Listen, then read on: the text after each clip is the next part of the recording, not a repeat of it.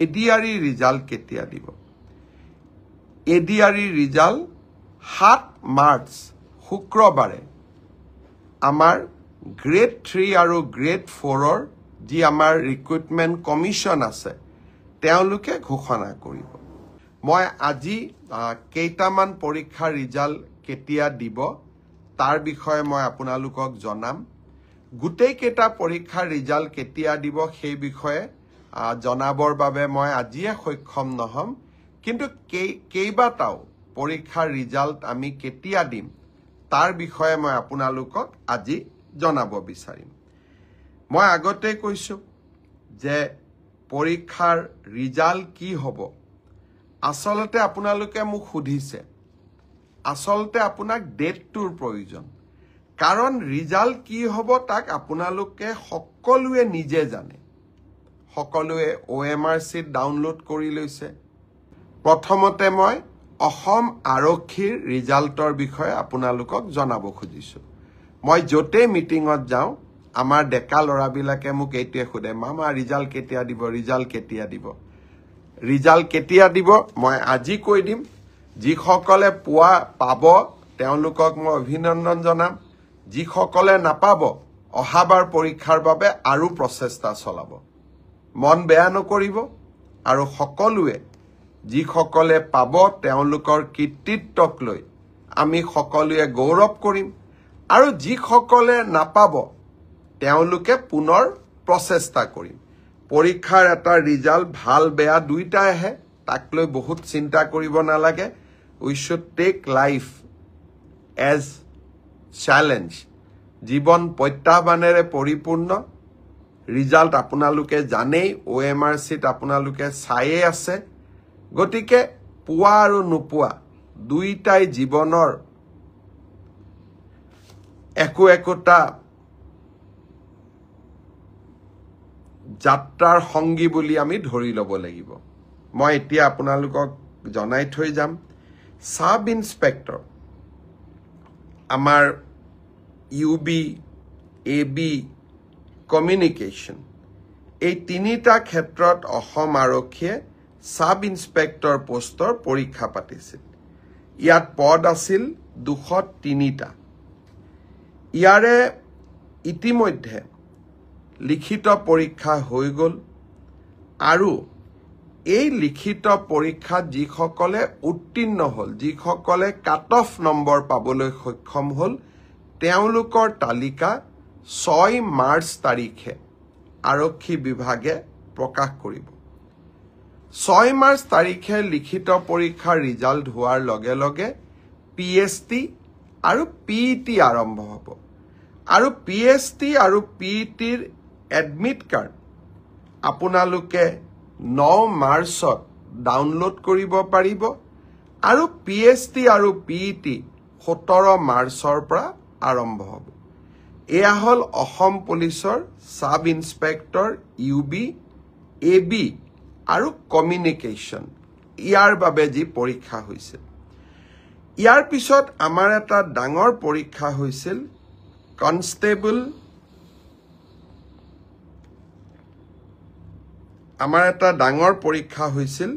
সেইটো হল constable UB constable AB constable communication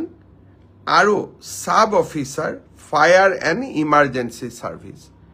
কনষ্টেবলৰ UB ত পোষ্ট আছিল 1760টা কনষ্টেবল AB ত পোষ্ট আছিল 2301টা কনষ্টেবল কমিউনিকেশ্যনত পোষ্ট আছিল 466টা আৰু সাব অফিচাৰ ফায়াৰ সাৰ্ভিসত পোষ্ট আছিল মাত্ৰ এটা এই গোটেই পৰীক্ষাটোৰ ইতিমধ্যে PST আৰু PET কমপ্লিট হল এই পৰীক্ষাটোৰ যিসকলে PST PET ত কোন পাছ কৰিলে ইয়াৰে ৰিজাল্ট অসম আৰক্ষীয়ে 12 মাৰ্চ তাৰিখে ঘোষণা কৰিব অৰ্থাৎ কনষ্টেবল UB AB পৰীক্ষাৰ প্ৰথম ৰিজাল্ট 12 মাৰ্চ তাৰিখে প্ৰকাশিত হ'ব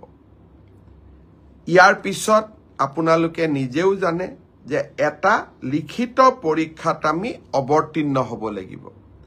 আৰু এই লিখিত পৰীক্ষাৰ্থীৰ বাবে যিসকলে কাট অফ মাৰ্ক পাবলৈ সক্ষম হ'ব তেওঁলোকে এডমিট কাৰ্ড 17 মাৰ্চৰ পৰা ডাউনলোড কৰিব পাৰিব আৰু ফাইনেলি এবি ইউবি ৰিটেন টেষ্ট 23 মাৰ্চত অনুষ্ঠিত হ'ব ইয়াৰ পিছত অসম আৰক্ষীত ড্ৰাইভাৰৰ 667টা পোষ্টৰ বাবে পিএছটি আৰু পিইটি অনুষ্ঠিত হৈছিল এই ড্ৰাইভাৰৰো পিএছটি পিইটিৰ পৰীক্ষাৰ ৰিজাল্ট অহা পৰহি দিনাখন অৰ্থাৎ 4 মাৰ্চ তাৰিখে অসম আৰক্ষীয়ে ঘোষণা কৰিব ইয়াৰ পিছত স্বাভাৱিকভাৱে ড্ৰাইভিং টেষ্ট হ'ব আৰু ড্ৰাইভিং টেষ্টৰ পৰীক্ষাৰ বাবে এডমিট কাৰ্ডো 4 তাৰিখৰ পৰা লাভ কৰিব পাৰিব আৰু written test driving test written পিছত হ'ব প্ৰথমতে ড্ৰাইভিং হ'ব ড্ৰাইভিং টেষ্ট 10 মাৰ্চত পৰা অনুষ্ঠিত হ'ব অৰ্থাৎ 4 তাৰিখে পিএছটি পিইটি ৰিজাল্ট দিব এডমিট কাৰ্ডো 4 তাৰিখে দিব আৰু 10 মাৰ্চৰ পৰা ড্ৰাইভিং টেষ্ট হ'ব আৰু ফাইনেলি ইয়াৰ পিছত এটা লিখিত পৰীক্ষাটো আমি এপিআৰ কৰিব লাগিব এতিয়া মই আহিছো কনষ্টেবল এবি সিডিও অৰ্থাৎ কমান্ডো বেটেলিয়ন এই ক্ষেত্ৰত ইয়াত পোষ্ট খুব কম আছিল মাত্ৰ 164টা পোষ্ট আছিল 164 কাৰণ কমান্ডো বেটেলিয়ন বিলাক নতুন বেটেলিয়ন ইয়াত ভ্যাকেন্সি অহাৰ এতিয়া প্ৰশ্নটো বহুত কম কমান্ডো বেটেলিয়নৰ ৰিজাল্ট আমি আমাৰ কাট অফ মাৰ্কস যেটো পিএছটি আৰু পিইটিৰ যেটো কাট অফ মাৰ্ক তাক আমি 27 মাৰ্চ তাৰিখে ঘোষণা কৰিম অৰ্থাৎ কমান্ডো বেটেলিয়নৰ 164 পদৰ বিপৰীতে আমাৰ যি ৰিজাল্ট হ'ব কাট অফ মাৰ্কস এনাউন্স হ'ব 27 মাৰ্চ তাৰ পিছত এডমিট কাৰ্ড আহিব 1 এপ্ৰিল তাৰিখে আৰু সাইকোমেট্ৰিক টেষ্ট 8 এপ্ৰিলৰ পৰা অনুষ্ঠিত হ'ব আমাৰ গ্ৰেড 4 অসম আৰক্ষীত 258টা পোষ্টৰ বাবে অনুষ্ঠিত হৈছিল গ্ৰেড 4 পৰীক্ষাৰ পিএছটি পিইটি হৈ গ'ল আৰু কেইটামান হ'ব বাকি আছে 15 মাৰ্চলৈকে চলিব হে ইয়াৰ পিএছটি পিইটি ৰিজাল্ট আমি দিউতে কিছু পলম হ'ব 30 এপ্ৰিল পাবগৈ এয়া হ'ল অসম আৰক্ষীৰ সম্পৰ্কত আপোনালোকে জানিব বিচৰা তথ্য ইয়াৰ পিছত বহুত লৰা ছোৱালীয়ে মোক সুধি আছে যে এডিআৰই ৰিজাল্ট কেতিয়া দিব এডিআৰই ৰিজাল্ট 7 মাৰ্চ শুক্ৰবাৰে আমাৰ গ্ৰেড 3 আৰু গ্ৰেড 4ৰ যি আমাৰ ৰিক্ৰুটমেন্ট কমিশন আছে তেওঁলোকে ঘোষণা কৰিব যিমান কেইটা পদ আছে তাৰ বিপৰীতে